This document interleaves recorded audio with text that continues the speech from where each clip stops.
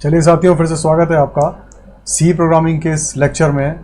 ये जो लेक्चर है ये उस सीरीज़ का हिस्सा है जो मैंने सी प्रोग्रामिंग के पूरे कॉन्सेप्ट को समझाने के लिए आपके लिए बनाई है।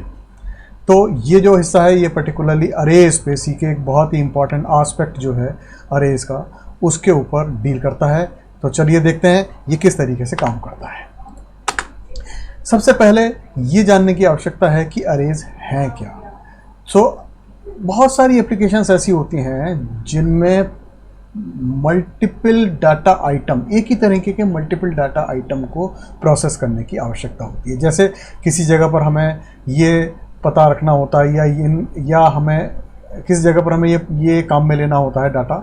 जैसे हम कहते हैं कि हमने साल के सारे महीने, जनवरी, फरवरी, मार्च, अप्रैल, 12 महीनों को हमने जहाँ पर काम में लिया हो, या हफ्ते के 7 दिन को हमने जहाँ पर काम में लिया हो, या हम ये कहें कि एक क्लास के जितने बच्चे हैं हम उनकी बात कर रहे हैं।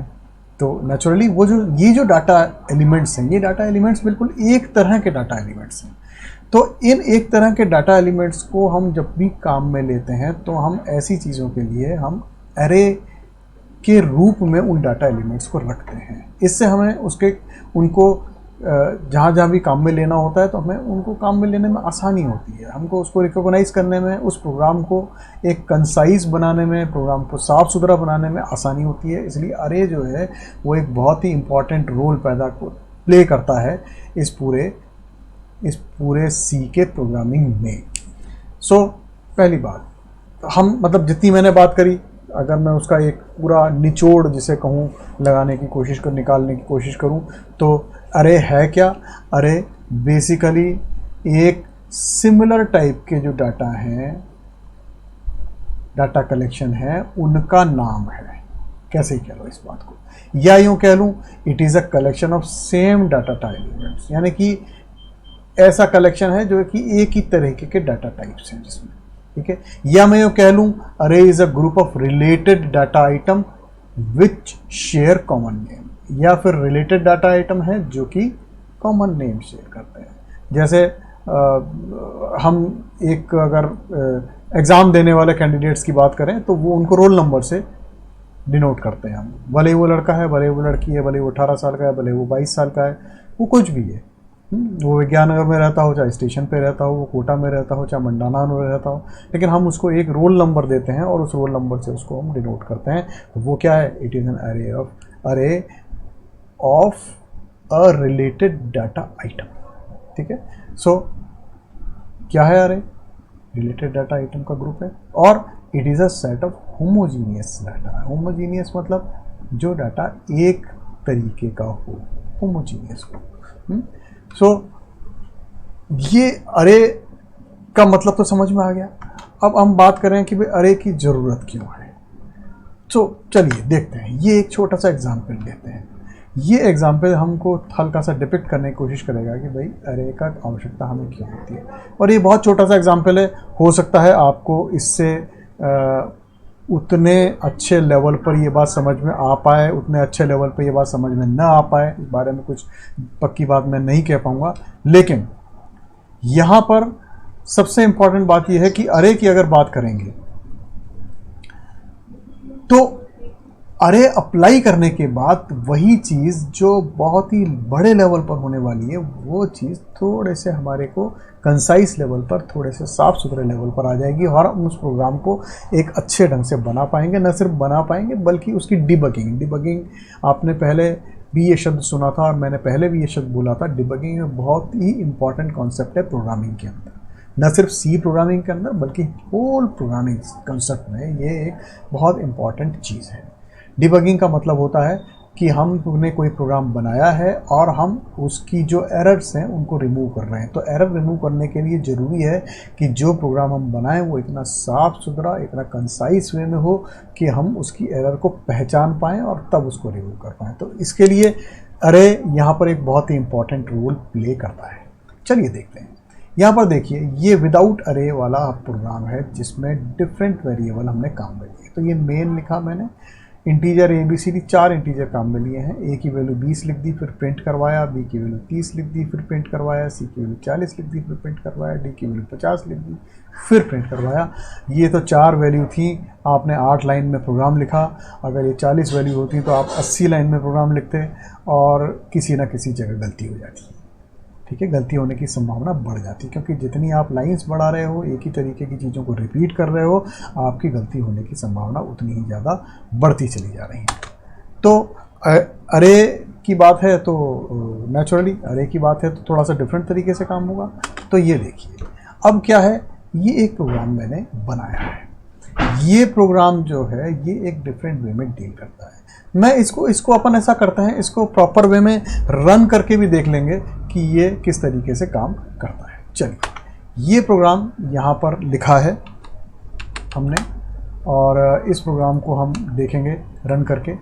ये एक C कंपाइलर है जिसका नाम है DEV C++ 5.11। ये कंपाइलर मैं यहाँ पर काम में ले रहा हूँ मेरे कंप्यूटर पे। हो सकता है आप अपने कंप्यूटर पे कंपाइलर काम में लें, या हम जब लैब में काम करें तो वो एक डिफरेंट टाइप का कंपाइलर हो। तो कंपाइलर टू कंपाइलर बहुत छोटे मोटे चेंजेस और छोटे मोटे अंतर हो जाते हैं उनके IDE में। ये IDE कहलाता है उनका, या उनका कह लूँ यूज़र इंटरफेस कहलाता है। तो उसके यूज़र इंटरफेस में छोटे मोटे अंतर हो सकते हैं और उसके काम करने के तरीके में भी छोटे मोटे अंतर हो सकते हैं। यहाँ पर ये मेन को पूरा लाल बता रहा है, उसका मतलब ये है कि एक्चुअली ये एक एरर बता रहा है। ये कह रहा है कि main should return a value, है ना। यहाँ पर हमने कहा कि मेन ने कोई वैल्यू रिटर्न नहीं करी और कोई रिटर्न फंक्शन हमने आखिरी में दिया भी नहीं है। खैर नहीं, हम बात करते हैं अरे की। ये तो IDE की बात थी, तो ये IDE की बात हम जब प्रैक्टिकल करेंगे तो और अच्छे से समझ लेंगे। अरे की बात करते हैं। देखिए, यहाँ पर ये प्रोग्राम बनाया है इंटीजर A50। ये जो चीज़ है ना, ये मैंने अरे डिफाइन करी है यहाँ। ठीक है, I इंटीजर, एक इंटीजर नंबर डिफाइन करा है, N भी एक नंबर डिफाइन करा है। उसके बाद अब क्या, ये अरे डिफाइन करा है। इसका मतलब ये जो है ना, ये 50 नंबर्स हैं भाई, है ना। ये 50 कैरेक्टर्स हैं, इसके अंदर 50 इंटीजर्स हैं। ठीक है, तो अब ये कहते हैं print f how many number you want to enter. तो हम ये पूछ रहा है कि आप कितने नंबर्स एंटर करना चाह रहे हैं। तो यहाँ पर हमने स्कैन एफ फंक्शन दिया, %d लगाया जो कि इंटीजर नंबर को इनपुट लेगा, और एंड n करके हमने उसकी वैल्यू अप्लाई कर दी, और वो जितने भी नंबर हम देंगे स्क्रीन पे वो उसको ले लेगा। उसके बाद ये कहेगा enter the different elements integer in the अरे, या इन द अरे। उस अरे के अंदर जो डिफरेंट एलिमेंट्स हैं उनको आप एंटर करिए। ठीक है, और वो फिर आगे उन नंबर्स को लेगा। कैसे लेगा, वो फॉर स्टेटमेंट से लेगा। क्यों, क्योंकि इटरेशन हो गई। अब ये रिपीटेडली, जब तक हमने अगर मान लीजिए एंटर किया है कि हम 10 नंबर एंटर करने वाले हैं, तो 10 बार ये साइकिल चलेगा। ठीक है, तो ये for I is equal to 1, और हमने मान लीजिए 10 दिया है, तो I इज लेस देन और इक्वल टू 10, जब तक 10 नहीं हो जाए, और I प्लस प्लस एक एक इंक्रीमेंट। ठीक है, अब वो स्कैन एफ करेगा। देखिए, ये मैंने दिया है \t। इसका मतलब होता है कि एक टैब आगे बढ़ता चला जा रहा है, हर बार एक टैब से आगे बढ़ रहा है। ठीक है, और एंड AI, देखिए ये जो दिया ना AI, यानी ithवां एलिमेंट उस एरे के अंदर ithवां एलिमेंट हम एंटर कर रहे हैं। तो I इज इक्वल टू 1 है तो पहला एलिमेंट एंटर कर रहे हैं, I इज इक्वल टू 2 है तो दूसरा एलिमेंट एंटर कर रहे हैं, और इसी तरीके से जब तक कि I is equal to n ना हो जाए हम एलिमेंट्स को एंटर करते चले जा रहे हैं। ठीक है, और ये होने के बाद जैसे I इज इक्वल टू 10 हो गया, तो हम आगे आ जाएंगे। The different array elements are \n हमने इसलिए दिया है ताकि अब जो आंसर आए वो नेक्स्ट लाइन में आए। ये हमारा आउटपुट प्रॉपर या अच्छा साफ सुथरा आउटपुट दिखाने के लिए हम ऐसा करते हैं। सो आगे देखते हैं। फॉर वैसा का वैसे ही फॉर कमांड लगाएंगे। I is equal to 1 to I is less than और equal to n, I plus plus. ठीक है, और ये प्रिंट कर रहा है। अभी ये क्या करा था, स्कैन एफ किया था यानी कि एंटर लिया था इसने, और अब क्या कर रहा है, ये प्रिंट कर रहा है। और गेट कैरेक्टर यानी कि इस प्रिंट करने के बाद, स्क्रीन पे प्रिंट करने के बाद ये रुक जाता है जब तक कि हम कोई अलग से की नहीं दबाएं। हैं, देखिए कैसे वर्क करेगा। मैं कोड अगर चला के बताता हूँ। मैंने जैसे इसको रन किया तो ये पूछ रहा है how many number do you want to enter. Suppose मैं कहता हूँ कि मैं 6 नंबर एंटर करना चाहता हूँ, तो ये पूछ रहा है। अब आप 6 नंबर अरे के एंटर कीजिए। तो मैंने किया 1, दूसरा नंबर किया मैंने 32, तीसरा किया 547, चौथा किया 252, पाँचवा किया 5 और छठा किया 69। ठीक है, ये एंटर कर दिए। कितने हुए 1 2 3 4 5 6। इसके बाद एंटर जैसे ही करूँगा तो ये आंसर आ गया मेरे पास। डिफरेंट अरे एलिमेंट्स आर 132, 547, 252, 569। ठीक है, अब देखिए इसके अंदर सबसे अच्छी बात क्या रही कि इसने अरे नंबर पूछे हमसे। ठीक है, जब हमने प्रोग्राम बनाया तो प्रोग्राम भी जो था वो बहुत लंबा चौड़ा नहीं था। इसी प्रोग्राम में हम n की जगह 50 तक रख देते तो 50 आ जाता। ठीक है, प्रोग्राम की लाइन नंबर ऑफ लाइन्स इतनी है। ठीक है, यानी मैं 4 लिखूंगा तो भी 8 लाइन में रन हो रहा है, और मैं 50 लिखूंगा तो भी 8 लाइन में रन हो रहा है, और मैं 50 की जगह यहाँ 150 कर दूंगा और 150 एलिमेंट एंटर करूंगा तो भी ये इन्हीं 8 लाइन में रन हो रहा है। ठीक है, तो ये एक बहुत ही इंपॉर्टेंट इसका एस्पेक्ट है अरे का। ठीक, तो समझ गए आप बात। तो ये अरे का एक बेसिक आइडिया है, बात समझ में आ गई। हालांकि ये थोड़ा सा कंफ्यूजिंग लगता है ना, थोड़ा सा डिफ़िकल्ट लगता है इनिशियली देखने में, लेकिन मैंने आपको जैसे अभी एग्जांपल बताया तो मुझे नहीं लगता कि कोई इसमें बहुत मुश्किल होने की बात है। आगे अपन देखें, थोड़ा सा पेशेंस रखना होगा। पेशेंस रखेंगे तो ये चीज़ समझ में आ जाएगी, इतनी मुश्किल भी नहीं है। चलिए देखते हैं। तो अरे जो है उसको कैसे डिफाइन करें, ये हमारे पास बहुत प्रॉपर तरीका होना चाहिए। तो अरे डिफाइन करते हैं अपन, बिल्कुल एक स्पेशल, बिल्कुल एक पर्टिकुलर तरीका है। सबसे पहले स्टोरेज क्लास आती है उसकी, क्या किस स्टोरेज क्लास से वो डिलोड करता है या उसको रिलेट करता है। इसी तरीके से उसका डाटा टाइप आता है, और फिर उसके बाद अरे को हम बनाते हैं जिसमें अरे का नाम सबसे पहले आता है, उसका नाम होता है और उसके अंदर कितने एलिमेंट हैं वो हम लिखते हैं। इस तरीके से अरे को डिनोट किया जाता है। ठीक है, जैसे मैंने कहा ये एक डिक्लेरेशन है अरे का। इसको कहेंगे हम इंटीजर, x उसका नाम है, इंटीजर उसका टाइप है ना, और 100 उसके अंदर एलिमेंट है या उसका एक्सप्रेशन है। इसी तरीके से कैरेक्टर टाइप है, टेक्स्ट उसका नाम है, 45 एलिमेंट। यहाँ पर ये स्टैटिक उसका स्टोरेज क्लास है। ठीक है, यानी कि ये स्टैटिक है, ये ऐसा का ऐसा ही बना रहेगा, ये डायनेमिक नहीं है। ऐसा नहीं है कि ये अरे का काम ख़त्म हो गया तो ये ख़त्म हो जाएगा, ये स्टैटिक है, ये बना रहेगा। ये इसीलिए इसका स्टोरेज क्लास कहलाता है। ये किसका स्टोरेज क्लास है, कैरेक्टर है, मैसेज उसका नाम है और 25 उसका लेंथ है। इसी तरीके से स्टैटिक है, फ्लोट उसका डाटा टाइप है, और y 15, y is the name and 15 is the expression, और 15 is the number of element in that array. Right, so ये जो सबसे ज़्यादा मैच कर रहा है पूरा कंप्लीट जो डिक्लेरेशन है प्रॉपर, वो ये प्रॉपर डिक्लेरेशन है। अदरवाइज ये भी प्रॉपर डिक्लेरेशन है, कोई दिक्कत की बात नहीं। ये दोनों चीज़ें जो हैं ये प्रॉपर डिक्लेरेशन है, और हम आधे डिक्लेरेशन दें तो भी उसका काम चलता है, कोई दिक्कत नहीं। डायनामिक डिक्लेरेशन में इस तरीके से काम हो सकता है। ठीक है, नाउ नेक्स्ट, ये जो है अरे डिफाइन कर रहा हूँ, कुछ एग्जाम्पल्स से हम समझने की कोशिश करते हैं कि अरे एक्चुअल में आती कैसे है फिर वो।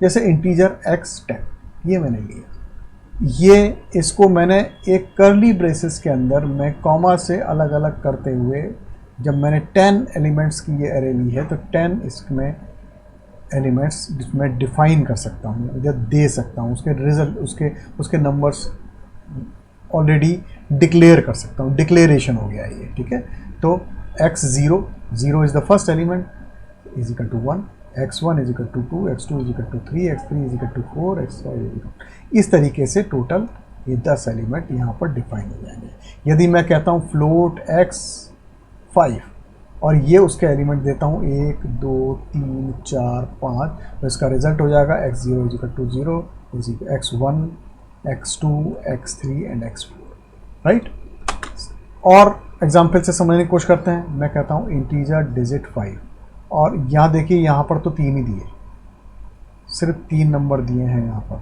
ठीक है, लेकिन अब रिजल्ट कैसा आया, पहले पे 2, डिजिट 1 पे 3, डिजिट 2 पे 1।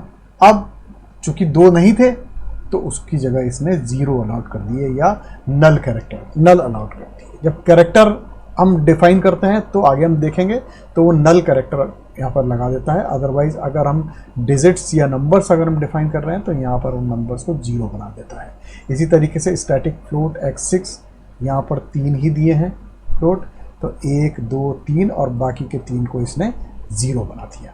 ठीक है, तो ये जो अरे एलिमेंट है बाकी के ये सब इन जो 3 हमारे काम के जो 3 जो दिए हुए हैं ऑलरेडी डिक्लेयर्ड हैं, उन डिक्लेयर्ड एलिमेंट को छोड़ के बाकी सबको ये एक्सप्लिसिटली इनिशियलाइज करके 0 बना देता है, क्योंकि उस पूरी अरे को इनिशियलाइजेशन का हमने काम कर दिया है। हमने कर्ली ब्रेसेस के अंदर उसको अप्लाई कर दिया है, इनिशियलाइज कर दिया है। तो इसका मतलब बाकी के 3 एलिमेंट भी इनिशियलाइज तो होंगे, यानी कि उतनी जगह तो उस अरे की बनेगी ही बनेगी। पर उस जगह को किसको अलॉट करें, तो उन्होंने चूंकि नंबर है ही नहीं उसको 0 0 और 0 अलॉट कर दिया। करेक्ट। चलिए एक और तरीका देखिए, इंटीजर डिजिट्स। यहाँ पर मैंने यहाँ कुछ नहीं दिया और यहाँ पर 3 नहीं दिया। ठीक है, तो ये क्या करता है, digit 0 2, digit 1 3, digit 2 1 and digit 3 0।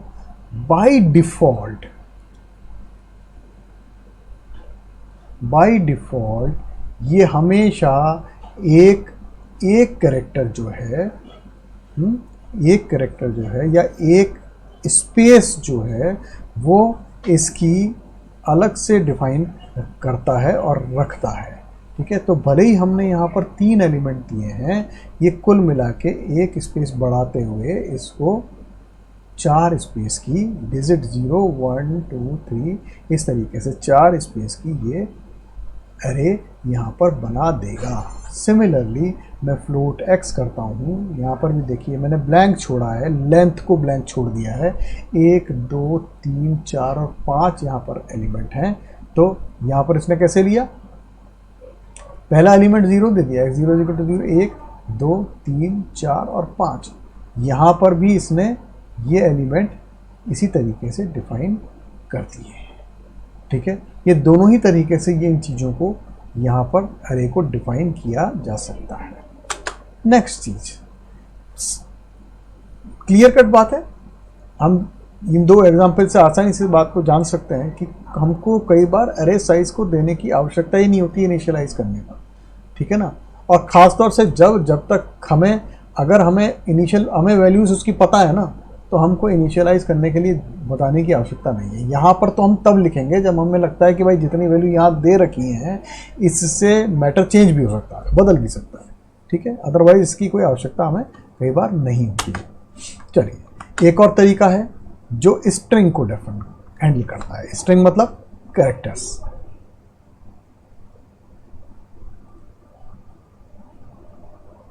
Characters को डील करता है। तो कैरेक्टर को डील करने का थोड़ा सा डिफरेंट तरीका होता है। कैसे अलग होता है, जब स्ट्रिंग कांस्टेंट को अप्लाई करते हैं किसी एरे को, स्टैटिक कैरेक्टर एरे को या किसी भी कैरेक्टर एरे को हम अप्लाई करते हैं स्ट्रिंग कांस्टेंट, तो फिर वो इस तरीके से काम करता है। जैसे ये कैरेक्टर कलर 3 RED ये लिखा हुआ है ना, R अलग चीज़ है, E अलग चीज़ है, D अलग चीज़ है, ये ध्यान रखना है। ठीक है, तो रिजल्ट क्या आएगा, colour 0 R, colour 1 E, colour 2 ये नाम है उस कलर क्लास के, वो जो क्लास बनी अरे की उस क्लास के अलग अलग एलिमेंट्स के नाम है R, E और D, ये ध्यान रखना है। ठीक है, चलिए तो अरे साइज स्पेसिफिकेशन जो है वो हम अगर ओमिट भी कर दें, ठीक है, तो जो अरे साइज है वो ऑटोमेटिकली अप्लाई हो जाएगा, असाइन हो जाएगा। है कैसे होगा देखें जरा। जैसे मैंने कहा ये मैंने अरे साइज यहाँ पर छोड़ दिया है, तो क्या करा इसने RED, और ये 0 से ये इसको टर्मिनेट करता है। ठीक है, तो ये कैरेक्टर के अंदर ये खास बात होती है कि जब हम कोई भी अरे साइज नहीं देते तो एक टर्मिनेटिंग 0 लगा के, या ये क्या है, नल कैरेक्टर है, इसको नल कैरेक्टर भी बोला जाता है। तो इस नल कैरेक्टर के साथ इसको टर्मिनेट करता है, ये ध्यान रखना है। ठीक है, तो इसका मतलब ये है कि जब भी हम अरे में उसकी लेंथ नहीं देंगे तो ये हमेशा नल कैरेक्टर को अप्लाई करेगा, राइट। चलिए अब बात करते हैं अरे को, और आगे भी हम डिफाइन करेंगे और इसको और भी जानने की कोशिश करेंगे। एक बार अरे का जो लेसन है, अरे का जो कॉन्सेप्ट है, वो कॉन्सेप्ट एक्चुअली बड़ा ही लंबा और थोड़ा सा टीडियस है, थोड़ा समझने में भी समय लगता है। तो हम इसको आराम आराम से धीरे धीरे चीज़ों को समझेंगे। यहाँ पर भी अरे का हमने आज डेफिनेशन पार्ट पढ़ा, हमने अरे को डिफाइन कैसे करना है, अरे के क्या उपयोग हैं उनके बारे में पढ़ा। अब हम नेक्स्ट जो लेसन है उसके अंदर अरे के हम आगे और इसके कॉन्सेप्ट को जानने की कोशिश करेंगे। एक आध दो प्रोग्राम को देख के, एक आध दो एग्जाम्पल्स को लेके और समझने की कोशिश करेंगे। So stay tuned and all the best.